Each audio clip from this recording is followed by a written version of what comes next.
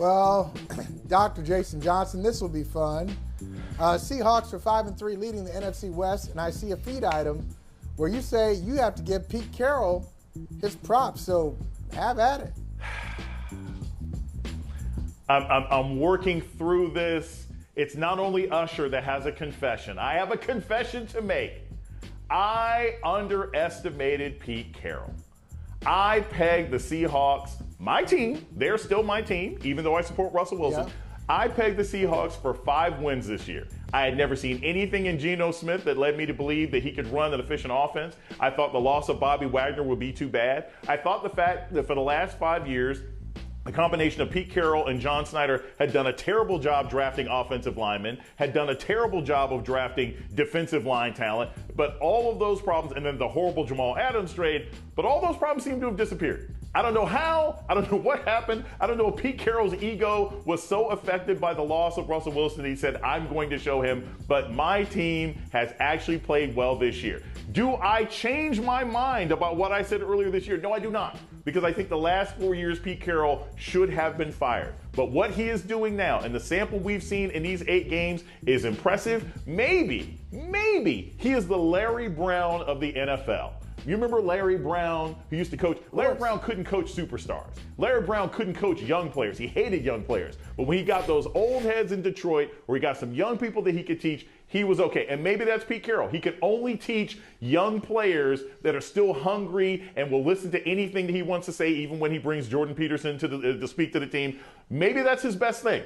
And if this team continues, I actually think the Seahawks could end up winning the NFC West. I don't think he's coach of the year. I think that's the coach of the New York Giants.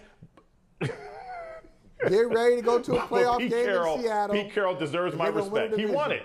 Hey, 2023, January, you will be in Seattle for a playoff game. All right, let's talk about Coach Prime. I think Coach Prime, his instincts with the homicide of Takeoff in Houston, his team's going to be in Houston. He told his players, you're not leaving, you're on lockdown. It's just too crazy out there. And it's just his commentary on the tragedies that he's seen. I think a lot of people can relate to wanting to do what Coach Prime is doing. And that's not the answer, but I understand where he's coming from. How about you? Yeah, I completely do as well. Here's the thing. This is the difference between talking about the culture and being in the culture. He just wants his players to be safe. That's it. He wants his players to be safe. It's okay to tell your players they can't go out some nights. That's okay no matter what city you're in. So I actually, in this particular place, I may not know who is swag. Dion will tell me what that is, but I certainly know what good coaching is, and this is an example of good coaching. Real quickly, before we get out of here, Yaya, Wonder Woman, what's up? I'm excited. Yahya Mateen, who you may know as Black Manta, who is also in Watchmen. He is now being cast as Wonder Man in a Disney Plus series. Wonder Man is one of my favorite characters. He's connected to Vision. He's connected to Ant-Man. He's connected to Hank Pym. It should be a great show. More black heroes are needed on all TV shows. Look at that.